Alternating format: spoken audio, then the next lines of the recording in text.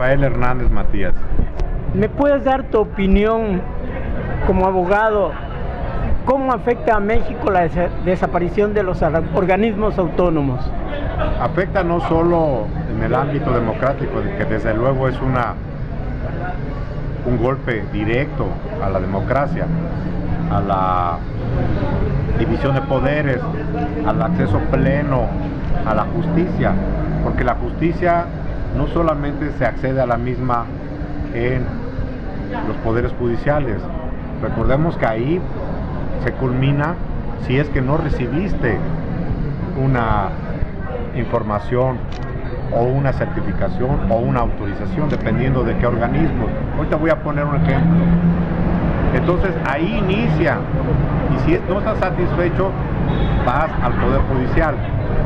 Entonces no solamente está dañando la democracia, está dañando también el equilibrio sano entre poderes, pero más aún está incumpliendo convencionalidad, es decir, está incumpliendo tratados internacionales México, específicamente en el Instituto Federal de Telecomunicaciones, que hay un apartado en el Tratado de Libre Comercio que se llama TEMEC entre México, Estados Unidos y Canadá, que específicamente establece que México establecerá un organismo autónomo ajeno a la estructura del Ejecutivo Federal, ¿sí? Porque es una tendencia mundial de que haya organismos autónomos que definan tanto tarifas como competencias, como autorizaciones y todas las regulaciones en telecomunicaciones,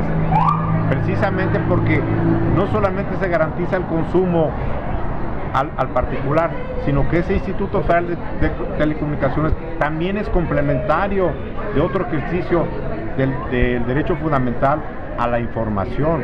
Es decir, si ya no vamos a tener un Instituto Federal de Telecomunicaciones autónomos, mañana el Poder Ejecutivo puede restringir señales de radio y de televisión.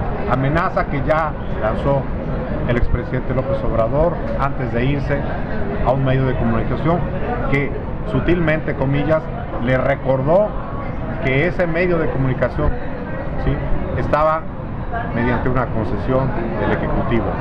Entonces, el daño es grave, pero más aún incumple el Tratado de Libre Comercio y puede ser sujeto México de que sea demandado en el panel de controversias que es el Tribunal del Tratado de Libre Comercio para que reinstaure el Instituto Federal de Telecomunicaciones, so pena de que puede ser separado México tan solo por eso del Tratado de Libre Comercio, porque es específica la cláusula que está establecida de que debe tener un Instituto de Telecomunicaciones autónomo y ajeno a la estructura del Ejecutivo Federal. En el caso del IBAI y el INAI también, ¿cómo afecta? Bueno, la afectación es directa al ciudadano, es directa al ciudadano porque veíamos que los institutos de acceso a la información estaban rebasados por las quejas contra los entes públicos que se negaban a entregar la información. Entonces, si vemos que estaban inundados y el porcentaje de condena a entrega de la información superaba el 80%, esos dos datos evidencian claramente que su necesidad no solamente de prevalecer, sino que tenían que ser robustecidos con mayor presupuesto y con mayor competencia, tanto estructural como por la materia, y establecer mecanismos más ágiles para que entregar la información. Entonces, ante la desaparición, es claro que ahora, por ejemplo, en el caso de los ayuntamientos, ¿quién lo va le va a exigir esa información? La competencia se le va a dar en su caso a la Contraloría del Estado. ¿Qué va a pasar?